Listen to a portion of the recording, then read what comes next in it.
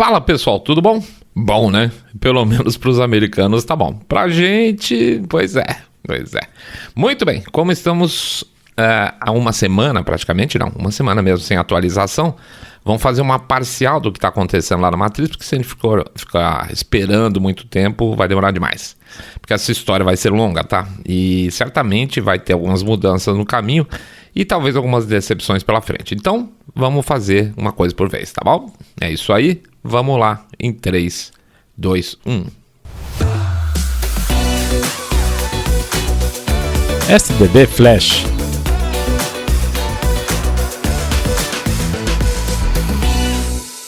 Bom, não sei se vocês sabem, né? Mas o Trump ganhou as eleições dos Estados Unidos, né? De repente você tá num outro planeta, né? Mas eu tô falando isso porque se você andou assistindo Fantástico ultimamente, o que eu jamais recomendaria, e você se levantou para pegar um copo d'água na cozinha e voltou para a sala, provavelmente você perdeu o anúncio de que o Trump ganhou lá nos Estados Unidos, né? É deprimente a imprensa, não basta mentir durante todo o processo eleitoral, mentir durante as apurações, agora eles também fingem que o que eles não gostam não aconteceu. Isso é um sinal significativo, tá? Não é só para ficar com raiva ou decepcionado ou bravo com a imprensa, isso serve para ver como as coisas devem ou não, como é que eu posso dizer, não só acreditar no que a imprensa fala, mas também confiar no peso das coisas que eles falam. É uma coisa de gente maluca, né? Alguns deles realmente são malucos, mas chefiados certamente por um bando de picareta. Mas muito bem, Trump ganhou e aí automaticamente começou a corrida para saber quem é que vai por aí junto com o presidente nessa jornada, né? E isso é importante porque a diferença entre Trump estar disposto ou não a cumprir o comprometido durante a campanha e responder positivamente a essa maré maga que colocou ele lá. Mas não é só isso, será que o Trump vai conseguir colocar essa turma lá? Porque tem isso, né, gente? Lá as indicações, a maior parte das indicações de altos cargos tem que passar pelo Senado. Aqui o presidente é eleito, coloca a irmã da Marielle e tá valendo. Lá não é exatamente assim, tem um processo de aprovação antes.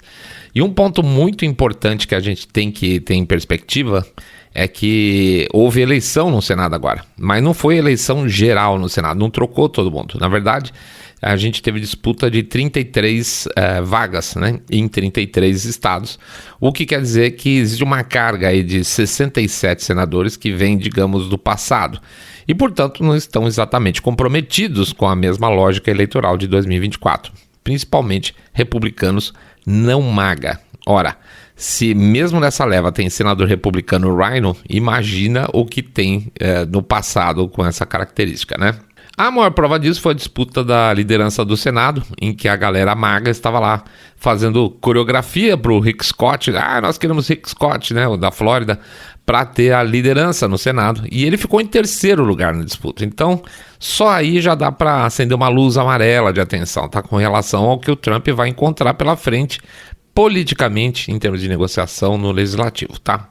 Portanto, sim, o Trump ganhou, sim, os republicanos são maioria no Senado, sim, os republicanos vão ter uma maioria meio xoxa no Congresso, sim, o gato miou, pois é, como sempre, né? Mas isso não quer dizer que o Trump vai ter folga para governar do jeito que ele quer, tá? Vamos ser bem realistas aqui, hein, por favor, pessoal.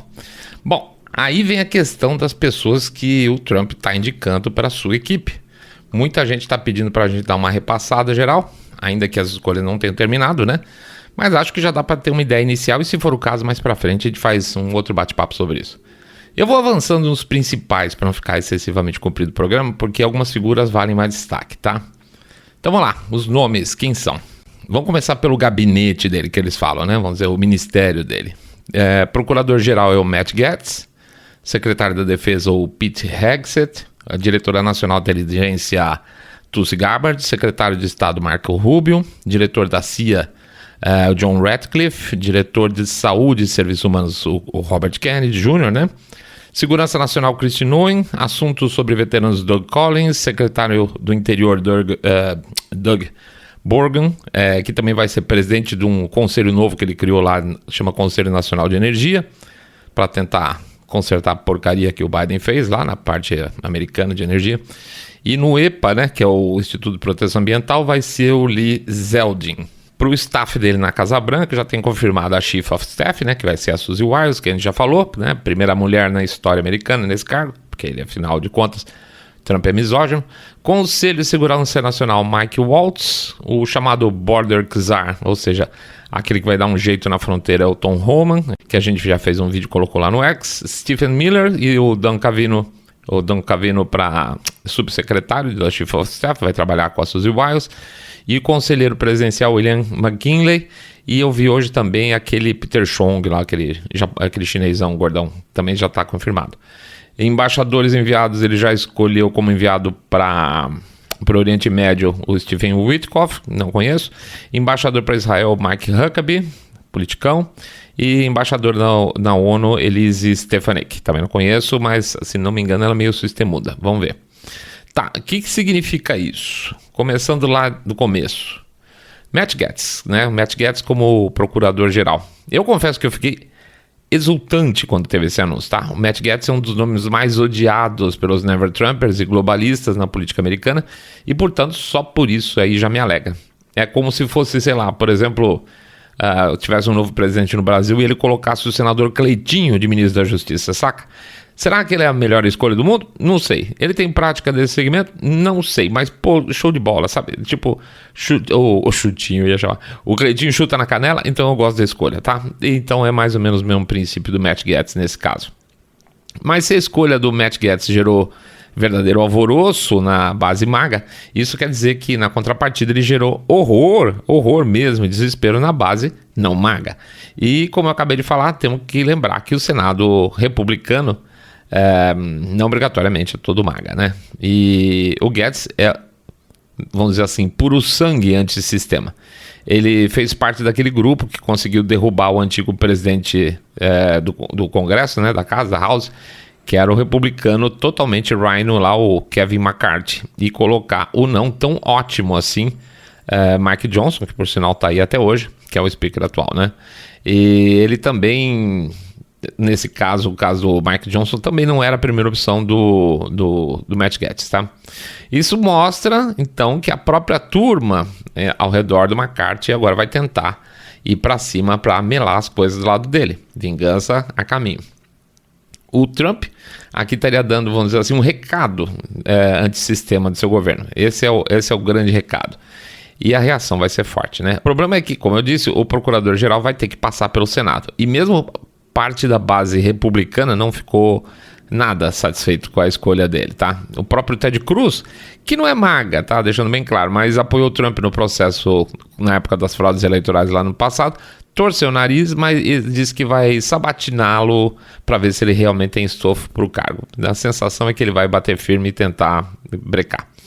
Os Never Trumpistas já fecharam a porta dentro do Partido Republicano, e os democratas estão fechados em copas, ainda não falaram muita coisa. Tipo, torceram o nariz forte, mas não se pronunciaram. Hoje eu diria que tem mais chances dele não passar do que ele passar, tá? Mas tem algumas manobras dos dois lados aí que pode estar escondido nas mangas, procurar. Uma delas é, por exemplo, forçar um recesso, e aí se o presidente da casa mantiver o recesso e o do Senado acabar com o recesso, esse bate-cabeça entre o presidente das duas casas pode fazer com que é combinado nesse caso. Pode dar permissão ao Trump fazer as indicações sem passar pelo crivo do legislativo, tá? É um truquinho, tá? Mas pode ser que ele use, não sei. Portanto, no resumo, no caso do Matt Gaetz, gostei da escolha? Sim, muito. Nota 9 para ele, e se ele vai fazer parte do gabinete, não tenho muita certeza não, tá? Deixa eu botar um colchete aqui.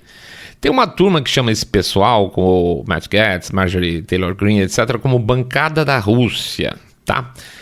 Please, não, né? Não é muito nosso feitio, mas a definição que pode se dar para essa turma, que chama eles de bancada da Rússia, ou coisa que pareça, é da direita globalista, tá?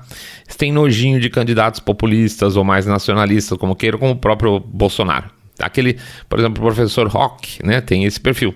Aliás, ele já usou um termo parecido para definir essa turma, essa bancada aí, da turma do Partido Republicano, que é antissistema. E aí eles falam que são agentes russos, simpatizantes da Rússia, tá?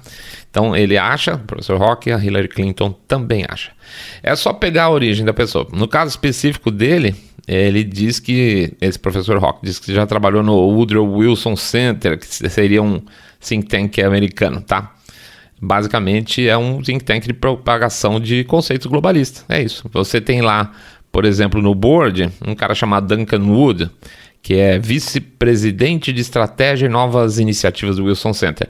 Ele também é co-presidente de uma área lá chamada Global Future Council of Transparency and Anti-Corruption, etc. e tal, do Fórum Econômico Mundial. Então é óbvio que se o cara é internacionalista, ele não vai gostar do povo vaga em geral, tá?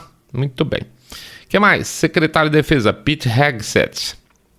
Uma outra escolha bold, como eles falam lá nos Estados Unidos. O Hegseth, honestamente, não é um antissistema original. Ele já trabalhou na área financeira antes de se voluntariar. Ele era da área financeira e virou militar, tá? Ele virou voluntário. Como militar, ele tem suas escorregadelas de currículo. Por exemplo, ele deu um apoio muito forte à guerra do Iraque. Mas, gente, pode-se dar o benefício da inocência para ele, tá? Muita gente boa apoiou a guerra no passado e não estava sabendo que se tratava de uma fraude às tais das armas de destruição em massa do Saddam Hussein, né? O próprio Tucker Carlson diz que se envergonha dessa fase do passado. O Hegseth é cristãozaço hardcore, tá? E essa é uma das razões para a imprensa ter torcido o nariz para ele, né? O pessoal não gosta lá muito de cristãos ultimamente. A última que estão pegando no pé do cara, do Hegseth, é que em torno das tatuagens deles, como ele fosse como eu vou dizer assim, um sujeito, aspas, perigoso por causa das tatuagens. As tatuagens dele mostram a famosa frase Deus vult, né? Que é entendida pelos setores de monitoramento da esquerda como um sinal de um extremista de direita, tá? E tem uma parte engraçada também, que ele tem tatuado no peito uma cruz de Jerusalém que a esquerdaiada falou que era suástica. Então o pessoal, super bom, analisando.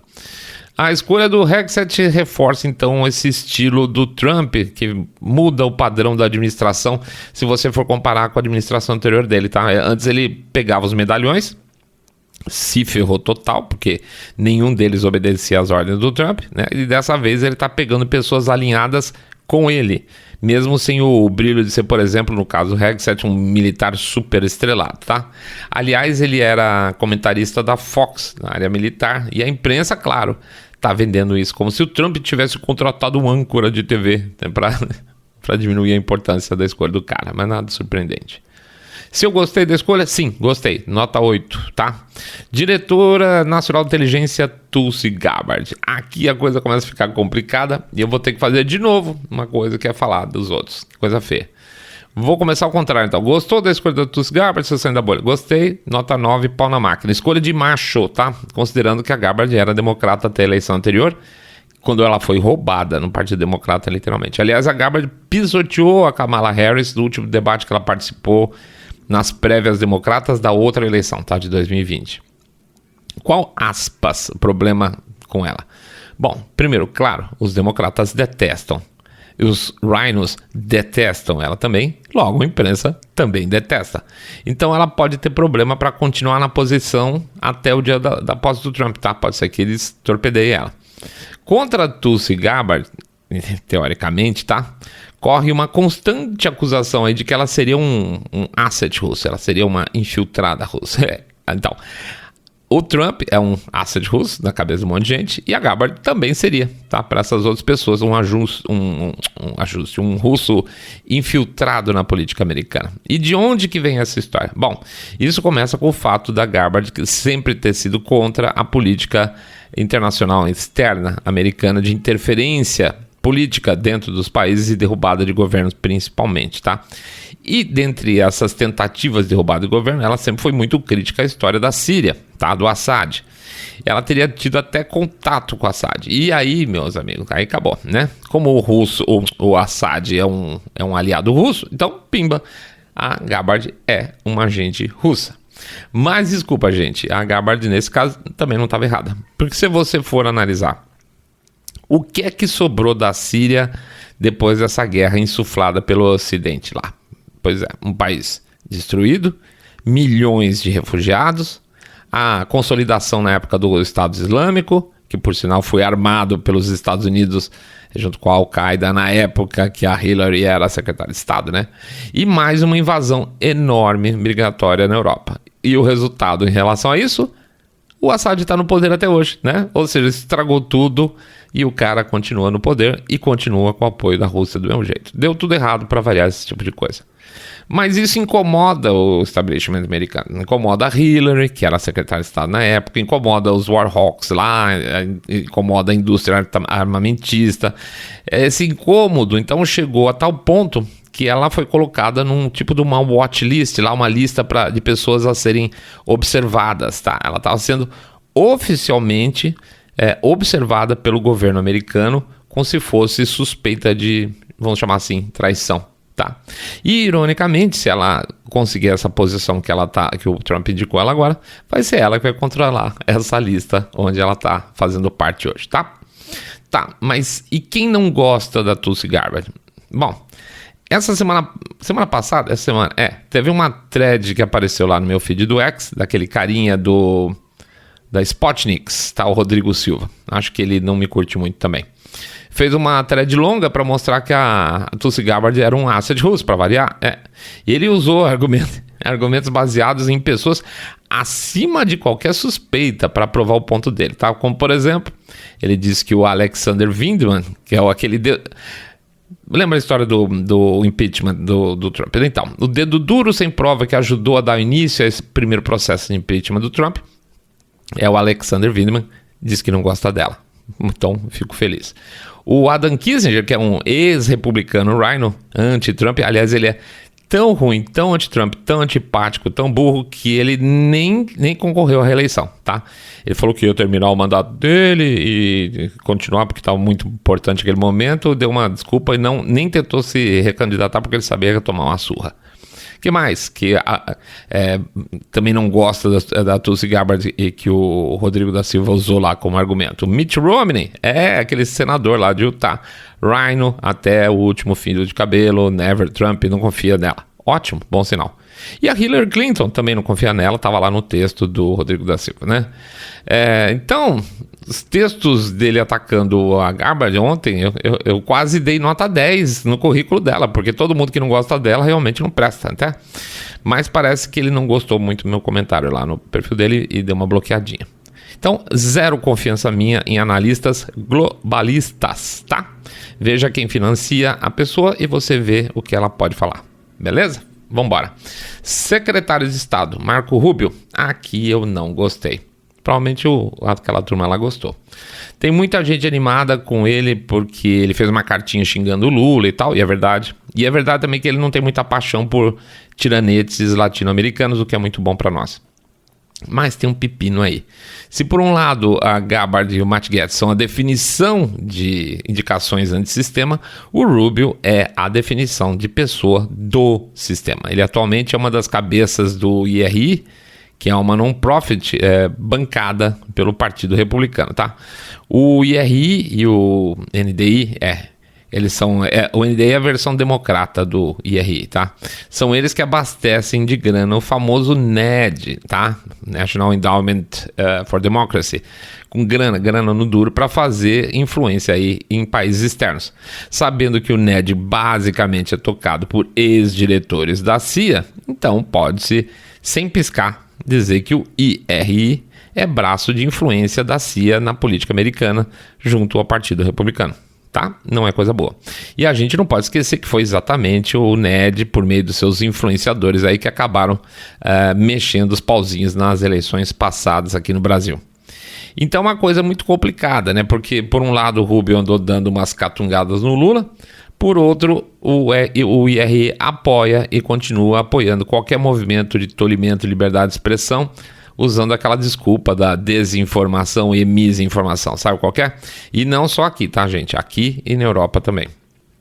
A única razão que eu vejo pro Trump ter colocado o Rubio lá é para aplacar a fúria do establishment, dar uma equilibrada nas coisas. Agora, o quanto isso vai funcionar, não sei, porque são dois estilos completamente diferentes e o Trump já tinha feito muita crítica pro Rubio lá atrás.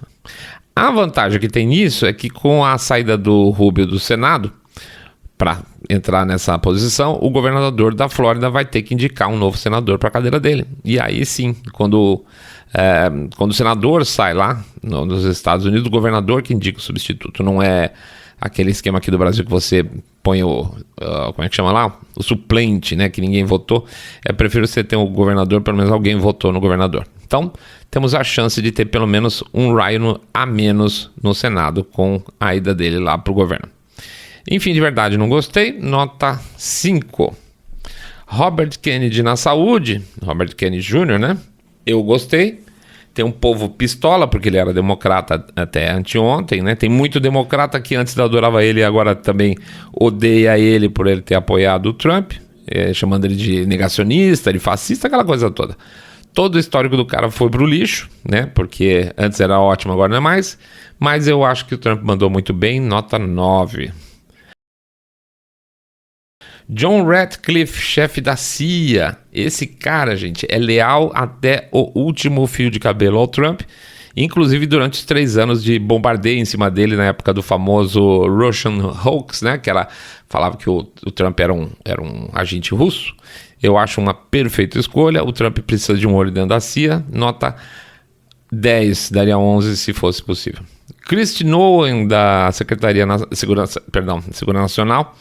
Outra que é super leal a Trump, um pouquinho mais sistemuda, mas tá valendo. A imprensa brasileira fez o favor de resumir o currículo dela a ela ter sacrificado um cachorro com um tiro, tá? Trump indicou uma mulher que sacrificou seu cachorro com um tiro. É isso aí. Então deve ser melhor do que eu imagino. Se a imprensa não gostou, vou dar 9, tá 8 para ela. Doug Burgum, gostei. Premiou um sujeito que tinha tudo para ser vice dele, mas não tinha o mesmo apelo que o Vance, tá? Ele pode fazer um belo trabalho aí na área de energia e botar de volta os Estados Unidos como autossuficiente de energia. Nota 9 para escolha do Trump. Lee Zeldin, veterano e conservador, foi colocado lá no EPA, né? Ótimo.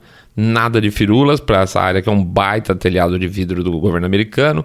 O cara vai provavelmente tratorar. Eu dou nota 9 para ele. Para a escolha, assim, tá.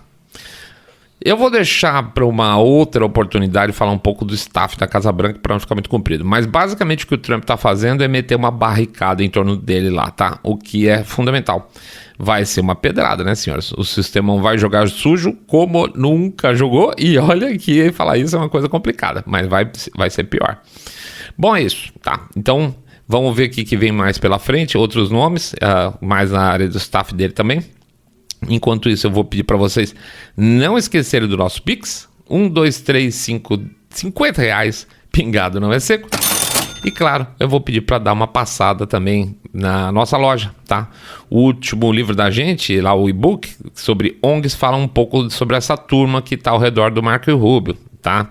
Se quiser dar uma olhada lá, lojasaindodabolha.com.br, lojasaindodabolha.com.br. É isso aí. Flash SDB acabou. Fique em paz.